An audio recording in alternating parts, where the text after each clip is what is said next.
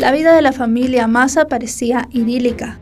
Todos gozaban de una buena posición económica y los dos chicos, André y Jean-Claude, se estaban preparando para ser unos profesionales. Pero un día la vida de la familia cambió para siempre, cuando Vanessa Maza, una de sus miembros, fue encontrada sin vida en su apartamento, y la persona a la cual las autoridades culparon era uno de sus sobrinos. Esto destapó una serie de confesiones en la familia, que muchas personas no esperaban escuchar. Si quieren saber todo lo que sucedió, quédense conmigo hasta el final del video. Hola a todos, ¿cómo están? Mi nombre es Lesma, espero se encuentren muy bien. Yo como siempre muy contenta de poder estar un día más aquí con ustedes, muy agradecida de que me estén viendo donde quiera que se encuentren. Hoy tenemos un caso sucedido en Perú, el de Vanessa Maza. Acompáñenme a ver todos los detalles.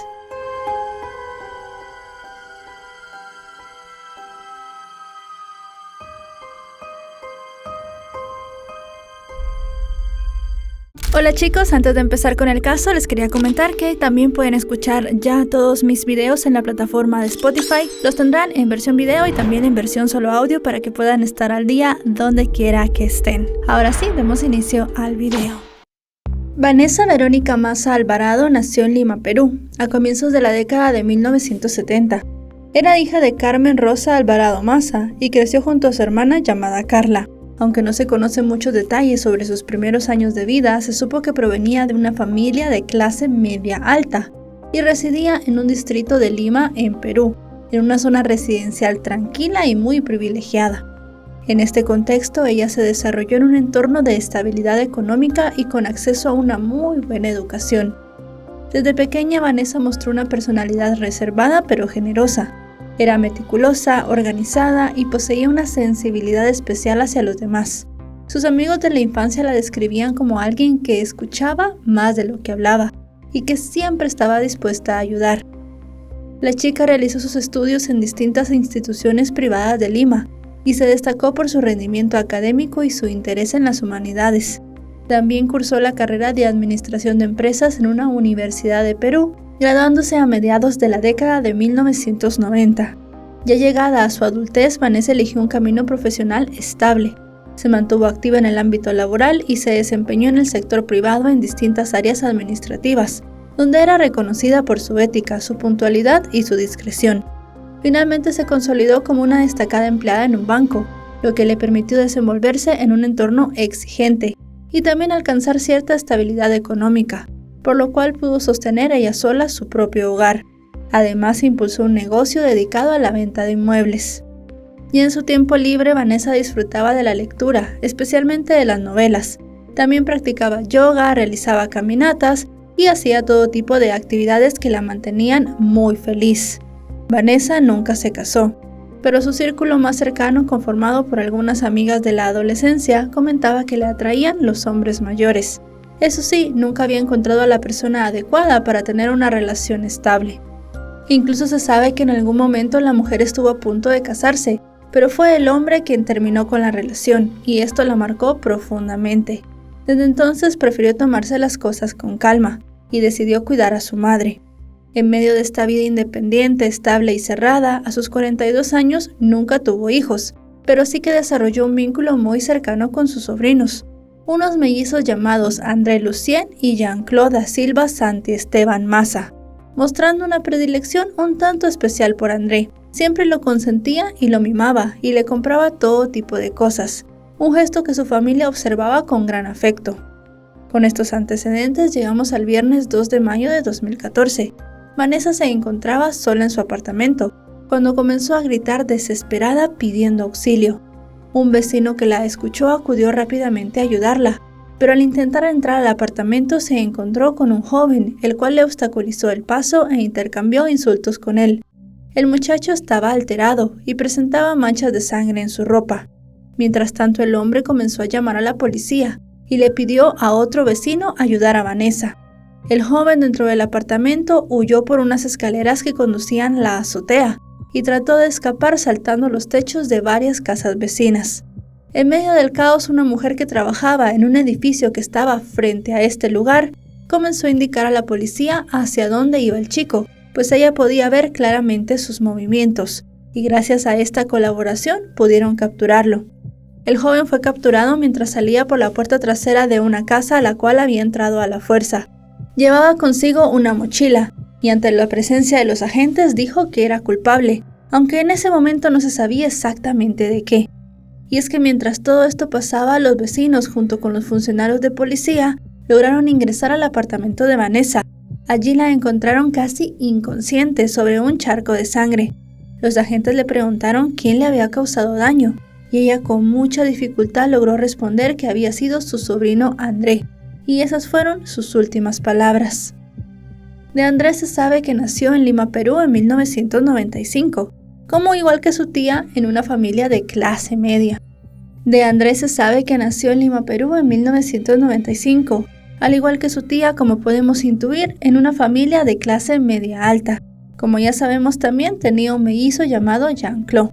Sus padres eran Carla, la hermana de Vanessa, y Luciano da Silva Santiesteban, un médico de profesión. La pareja recibió con emoción a los mellizos, pero se separó cuando ellos tenían solamente 3 años. Según se sabe, luego de un juicio, Luciano obtuvo la custodia completa, quedando como único tutor. Esta situación generó una dinámica de afecto un tanto fragmentado, tensiones familiares y una relación muy distante con su madre, a quienes ellos veían solamente de manera ocasional. Eso sí, en muchos medios de comunicación se dijo que a los chicos su madre los había abandonado, pero esto no era así. Mientras ella tenía la posibilidad de visitarlos, siempre estuvo presente en su vida. Debido a la profesión de su padre, los chicos crecieron en un entorno que les permitía acceder a una buena educación y a muy buenas oportunidades. Además, llevaban una vida cómoda y llena de privilegios. Asistieron a colegios privados y disfrutaron de muchos viajes. Así, su infancia transcurrió en ese hogar que les proporcionaba una gran estabilidad económica. Y también tenían visitas con su madre, donde compartían mucho tanto con su abuela como con su tía Vanessa. Luciano también mantenía buena relación con estas dos mujeres, y cada vez que contactaba con ellas les pedía que cuidaran bien a los chicos, especialmente a André, a quien describía como el más rebelde y decía que era el que necesitaba más cariño. Y es que desde pequeño André mostró muchos signos de inestabilidad emocional. Era retraído, impulsivo y tenía dificultad para establecer límites. Aunque compartía varias actividades con su hermano, sus comportamientos eran mucho más erráticos. Ya a los 13 años comenzó a mostrar señales que algunos describieron como rebeldía. Se alejó de los estudios y desafió la autoridad de su familia. A los 14 años fue expulsado de la escuela debido a un supuesto robo. Él dijo tiempo después que en realidad no lo había cometido, pero que se había echado la culpa para poder proteger a uno de sus amigos. Fuera verdad o mentira, André tenía muchos conflictos, y estos lo llevaron a relacionarse con personas que no le dieron el mejor ejemplo. Y para hacer las cosas todavía más difíciles, en junio de 2010 el padre de los chicos falleció. Esto debido a un cáncer de pulmón. Los chicos entonces, que apenas tenían 16 años, quedaron devastados. Perdieron gran parte de su vida y también se vieron privados de su hogar y del estilo de vida que conocían. En ese momento se fueron a vivir con su madre, quien les prometió que mantendrían el nivel socioeconómico al que estaban acostumbrados y que además ella cubriría todos sus gastos. Sin embargo, no siempre pudo responder a estas expectativas, y fue Vanessa, quien era la tía soltera y sin hijos y con un muy buen trabajo, quien les brindó apoyo económico y también cariño a sus sobrinos adolescentes. Y aunque la vida parecía que no había cambiado para ellos en el ámbito de las oportunidades, sí que arrastraban un gran golpe emocional, y ambos cayeron en una profunda depresión. Con el tiempo comenzaron a experimentar con distintas sustancias, una situación que generó tensión en la familia y que afectó con los años los estudios y los proyectos de ambos. Eso sí, Jean-Claude pudo recuperarse de aquella etapa y pudo retomar su vida, pero André continuó sumido en pensamientos negativos y en decisiones equivocadas. Fue así como a los 17 años ingresó en un centro de rehabilitación y su tía costeó el tratamiento con la esperanza de que reenfocara su vida. Después de su salida, André decidió matricularse en una universidad privada, donde comenzó a estudiar Derecho. Sin embargo, su desempeño académico era bajo y su conducta continuaba siendo un tanto errática. Y aunque para sus amigos André era un joven amable, afectuoso e incluso caballeroso, ya que le abría la puerta del auto a las chicas y les compraba regalos de cumpleaños, él tenía un lado muy oscuro. Seguía presentando episodios de consumo de sustancias y esto hacía que su comportamiento fuera muy malo. Eso sí, siempre tuvo alguien que lo apoyó y confió en él, su tía. Y es que según muchos la relación era demasiado cercana, tanto que él incluso llegó a vivir con ella y con su abuela. Aunque luego de unos 5 meses más o menos regresó a la casa que compartía con su madre y su hermano. Así las cosas, de acuerdo con la investigación, el día de la tragedia, André fue a visitar a su tía, supuestamente para recoger un libro que había dejado olvidado en el lugar. Según dicen las autoridades, luego de tomar el libro fue a la habitación de la mujer con la finalidad de pedirle dinero para la universidad, pero según comentaron en esa ocasión, Vanessa se negó, y la discusión entre ambos se intensificó rápidamente. La pelea escaló a un punto en el que Andrés sufrió un arrebato de furia. Tomó uno de los adornos esféricos que había en la habitación y golpeó a Vanessa. Ella intentó defenderse y la confrontación continuó mientras subían las escaleras hasta el segundo piso. Finalmente, ambos rodaron por los escalones hasta caer en el suelo del recibidor del primer piso. En este lugar Vanessa intentó escapar, y fue en ese momento cuando comenzó a gritar pidiendo auxilio.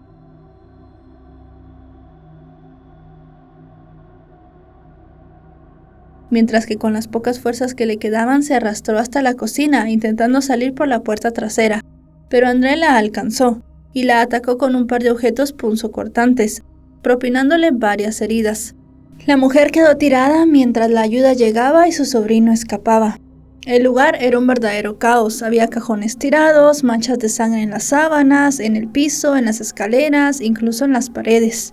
Y estas manchas les permitieron reconstruir todo lo que yo ya les conté.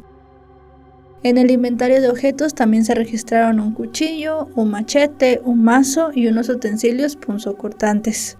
Vanessa fue trasladada inmediatamente a una clínica cercana, pero los esfuerzos por estabilizarla no fueron suficientes. Había perdido una gran cantidad de sangre y tenía una herida muy profunda en uno de sus pulmones. Los médicos diagnosticaron que tenía un shock hipovolémico y una acumulación de sangre y aire en sus pulmones. Tenía 21 heridas en todo su cuerpo y terminó perdiendo la vida esa noche. En paralelo, André fue trasladado por las autoridades y comenzaron sus interrogatorios. Durante estos dijo que el afecto que su tía le mostraba había ido cambiando con el paso del tiempo hasta convertirse en una relación muy distinta de sobrino y tía. Afirmó que ella lo acusaba y que desde que tenía 16 años mantenían una especie de relación sentimental. El joven afirmó que el día de los hechos Vanessa había intentado retenerlo contra su voluntad y le había exigido mantener relaciones sexuales. Él aclaró que solo había acudido al lugar para pedirle dinero. Según su versión, cuando él intentó retirarse, ella se interpuso en la puerta de la entrada y le dijo que no lo dejaría ir, que debía cumplirle como hombre y que estaba cansada de tener una relación sin sexo. Le dijo también que quería tener un hijo antes de los 50.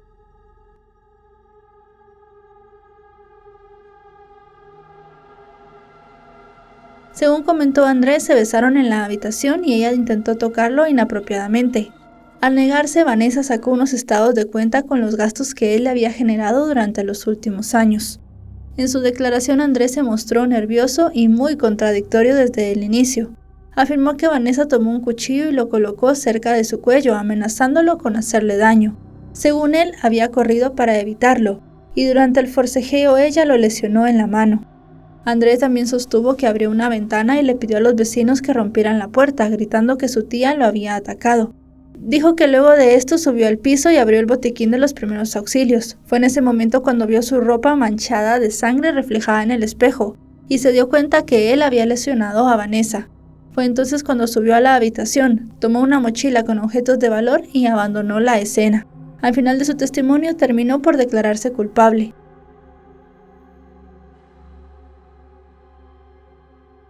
Sus manos presentaban unos cortes que supuestamente habían sido ocasionados por Vanessa durante el forcejeo, y recibió más o menos 12 puntos de sutura. Los agentes notaron que André intentaba justificar todo lo ocurrido con esa reacción emocional ante una supuesta situación de abuso, pero sus declaraciones fueron inconsistentes. No pudo explicar por qué había tomado un cofre con joyas, ni por qué había intentado huir por los techos de las casas vecinas.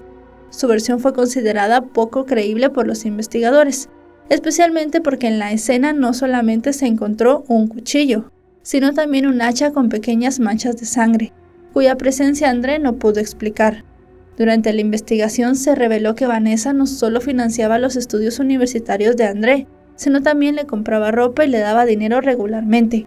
Esta dinámica de dependencia económica fue interpretada por los investigadores como el detonante del conflicto, y así fue como la policía apuntó rápidamente a la hipótesis del robo, ya que no encontraron nada que respaldara la versión que André había dado.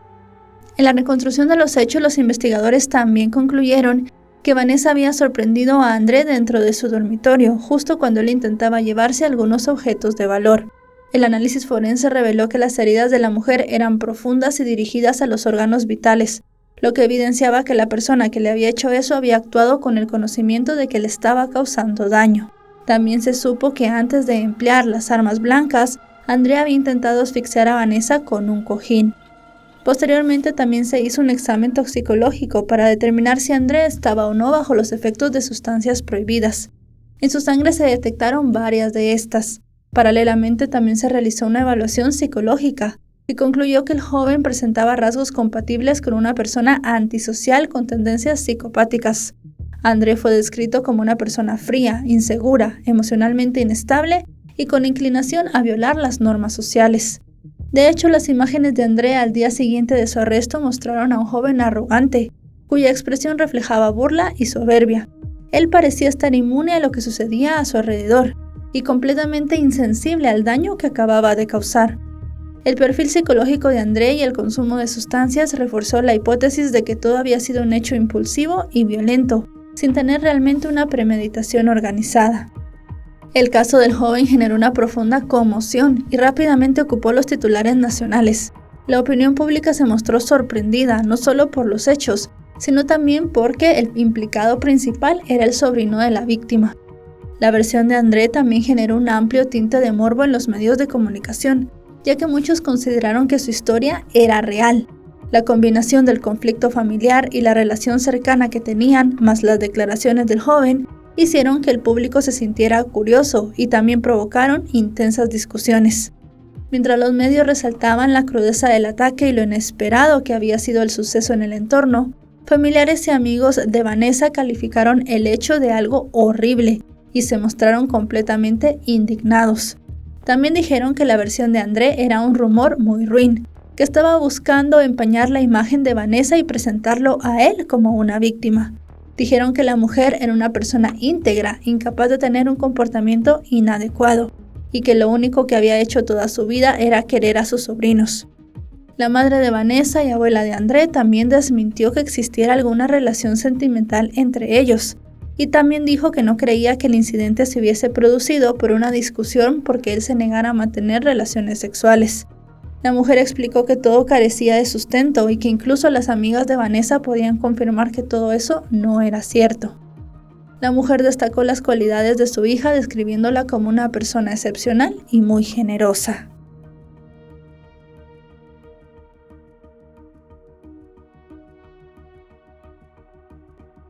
Señaló que el hecho era muy grave y exigió que se aplicara en contra de André la sanción más severa.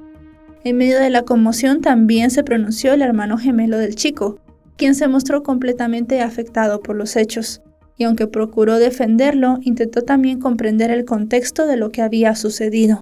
Señaló que después del incidente André lo había llamado y le había confesado que había tenido un problema, y que incluso le pidió que fuera a recogerlo. Respecto a la versión de las autoridades, Jean-Claude manifestó muchas dudas sobre la hipótesis del robo. Dijo que su hermano tenía dinero, vestía bien y cursaba sus estudios en una universidad privada. Declaró que creía en André y que seguramente todo había sido producto de una pelea. Señaló que él ya le había confesado la supuesta relación sentimental que tenía con su tía, aunque evitó dar su opinión si creía o no que esto fuera cierto. Dijo que más allá de su creencia eso no revertiría la situación. Así las cosas, el 12 de mayo de ese mismo año, André escribió una carta dirigida a su madre, en la cual le pedía perdón por el dolor que le había ocasionado. En la misma reconocía que no había sido un buen hijo y explicaba que no podía cambiar esa realidad. También admitía con profunda tristeza que le había causado mucho dolor a su familia y señalaba estar arrepentido por lo sucedido. La carta reflejaba un intento de reconciliación emocional de André para con su madre. También en otra carta dirigida a su hermano, André buscó transmitirle cierta tranquilidad. Le contó que había sido tratado con respeto por los demás internos y que no había tenido problemas durante sus primeros días. Señaló que mientras no generara conflictos, nadie se metería con él. También le expresó a su hermano cuánto lo valoraba. Cabe destacar que Jean-Claude fue el único familiar que visitó a André en prisión durante los meses posteriores a los hechos. Así fueron pasando los días, y con base en las pruebas recabadas, en julio de ese mismo año se presentó la denuncia penal por los delitos de lesiones graves y hurto agravado. Esto incluyó el robo de objetos personales de Vanessa y de su madre, y la fiscalía solicitó la prisión preventiva, la cual fue concedida por el tribunal correspondiente. Ya el 15 de marzo de 2015 comenzó formalmente el juicio en contra de André. Durante su primera audiencia, el joven decidió no acogerse a una conclusión anticipada y sostuvo su versión de los hechos, aunque en esa nueva declaración aseguró que no recordaba lo que había ocurrido cuando tomó los cuchillos de cocina. Sin embargo, el policía que lo arrestó declaró que en cuanto lo vio, André confesó el crimen y admitió su responsabilidad en todos los cargos. También se mantuvo afirmando que Vanessa lo sometía a una presión emocional constante y que el día del crimen él había pedido auxilio a través de una ventana para ayudar a su tía. Sin embargo, esta declaración fue desmentida por los vecinos, ya que ellos lo vieron huir, pero nunca pedir ayuda. La fiscalía cuestionó la veracidad de sus informaciones y su familia la rechazó categóricamente. El testimonio de André fue considerado inconsistente por varios peritos, quienes señalaban que su relato carecía de respaldo psicológico y que presentaba muchas contradicciones con las pruebas que se habían encontrado en la escena. Así las cosas, la acusación solicitó una pena de 35 años de prisión y una reparación civil que ahora mismo podrían ser aproximadamente $30,000. Por su parte, los abogados de la defensa insistieron en que existió una relación inapropiada entre sobrino y tía, y aunque aseguraron que nunca hubo contacto sexual, solamente besos, y que Vanessa le proporcionaba apoyo económico a cambio de esa cercanía, también se dijo que durante la discusión ella se molestó y todo salió de control. La defensa hizo hincapié en que André no había cometido un robo premeditado, sino un hurto impulsivo producto de la adrenalina. Ellos buscaban calificar esto como hurto ya que estaba penado con solamente 5 años de prisión. Así las cosas, el proceso judicial se alargó durante 2 años. Y en julio de 2016 se dictó una sentencia de 20 años y 10 meses de prisión. Esto por los delitos de lesiones graves seguidas de muerte y hurto agravado. También se estableció una responsabilidad civil de más de $100,000. Actualmente André cumple su condena en un penal de Lima, mientras que su madre y su hermano han reconstruido sus vidas. No recibió beneficios penitenciarios ni reducción de la pena, y permanecerá privado de su libertad hasta abril de 2037. Así, una vez culminado todo esto, se sabe que la familia sufrió una dolorosa y profunda separación. Ese día todo cambió y la dinámica familiar no volvió a ser la misma. André sigue insistiendo en que su tía lo abusaba y que ese día él simplemente se había defendido de ella, mientras que para las autoridades y para casi toda la familia, él quería robarle a Vanessa, una mujer que siempre lo había ayudado. Y bueno, chicos y chicas, hasta aquí el video de hoy. Un caso muy impactante, un caso muy duro y un caso que está resuelto, tiene una sentencia, pero que al final aún tiene muchas preguntas en el aire que no sabemos si algún día se van a contestar. La verdad solo la saben 2 personas, Vanessa, que ya no está aquí para decirla, y André, que seguramente seguirá diciendo su propia verdad, ya que es lo que a él más le beneficia. No sabemos al final qué sucedía entre ellos, pero lo que sí es seguro es que André terminó quitándole la vida a Vanessa. Eso es un hecho y está en la cárcel por eso. Si este video les ha parecido informativo, recuerden dejarle un me gusta, recuerden suscribirse si no lo están. Actualizo 3 o 4 veces por semana y si están suscritos les llegará una notificación cada vez que yo suba un video. Ahora sí, nos vemos hasta otro caso. Adiós.